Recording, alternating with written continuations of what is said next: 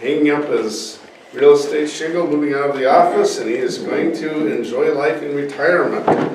Speaking, baby G turns 18, 5 to 7 minutes, David Plumb. Thank you. Just in time tech, I worked with that, just as I had requested. Baby G turns 18, May 31, 2034. Quote from a Facebook invitation. This little old lady is turning the big 1. We'd love for you to help celebrate this special birthday. Please join us for food, cake, and hopefully some outdoor fun. In lieu of traditional gifts and toys, please consider writing Genevieve a letter which will be opened on her 18th birthday. We plan to gift her this time capsule of love and well wishes, which will be a gift she'll treasure for a lifetime. We hope to see you there. My response: time capsule for Genevieve Louise Gaydon from Great Uncle David Plumb, your grandma Diane, not Anodyne, but Diane, older brother. Written May 31, 2017. Kathleen Corradino and I had been together for a couple of years when we learned that baby G was on the way. This is particularly exciting because your grandma Diane and I had both been diagnosed with Huntington's disease in late 2014.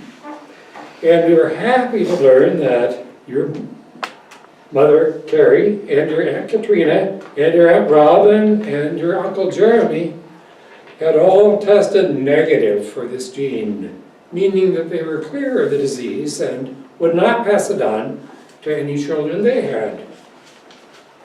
It had been my joy to perform your parents' wedding ceremony in Grand Marais, Minnesota, and to be the real estate agent when they bought the home on Welcome Avenue in Crystal they took you home to.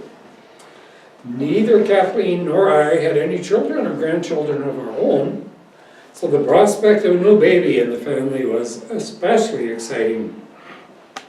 Kathleen and I were pleased to attend your baptism at St. Philip the Deacon Lutheran Church, and happy that your mom and your grandma Diane have already visited our church, Robbinsdale United Church of Christ, on one occasion.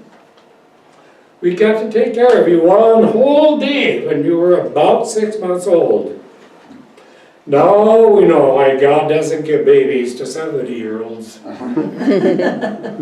How wonderful that you have the name Genevieve after my mother.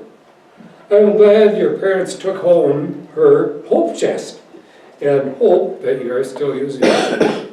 I always treasured a photograph of her at 6 months and gave a digital copy of it to your parents.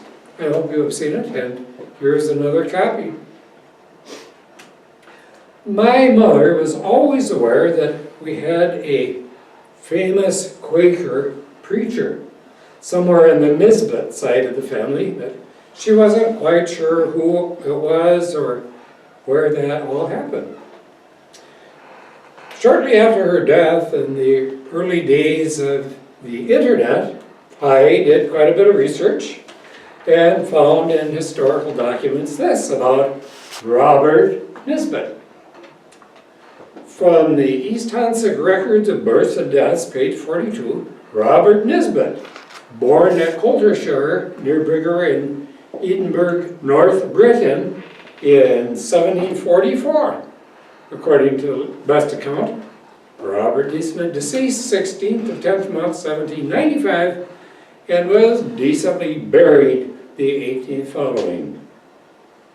And in Joseph A. Wilkes' A History of Adams, Massachusetts, 1945, the first recommended speaker was Robert Nisbet, who came to the society soon after its formation in 1781. The Society of Friends and Adams had for many years the only religious services carried out in the town. and several references to Robert Nisbet, the celebrated Quaker preacher, can be found in this book and also in the Adams, Massachusetts Quaker Church Records.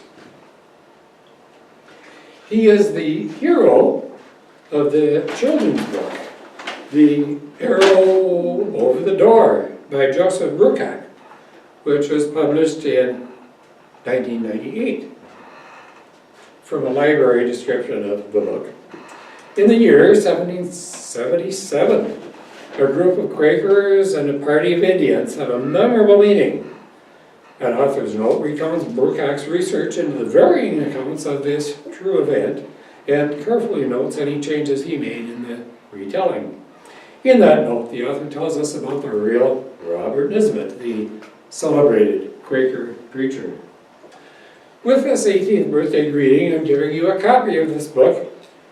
Included in the book is a box chart showing you the 6th great-granddaughter of Robert Nisbet, through Samuel Nisbet, Samuel Nisbet Jr., Thomas Jefferson Nisbet, who had a wild life in the Wild West before the Pony Express, before he settled back in Millville, Illinois, Carolina Minerva Nisbet, Genevieve Eleanor Marsh, Diane Susan Plumb, and Carrie Elizabeth Tollefson, and you, Genevieve Louise Gaydon, born in 2016.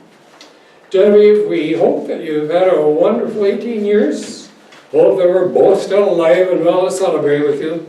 Hope that you've enjoyed your life so far and learned a little bit along the way of your family history. Mr. President.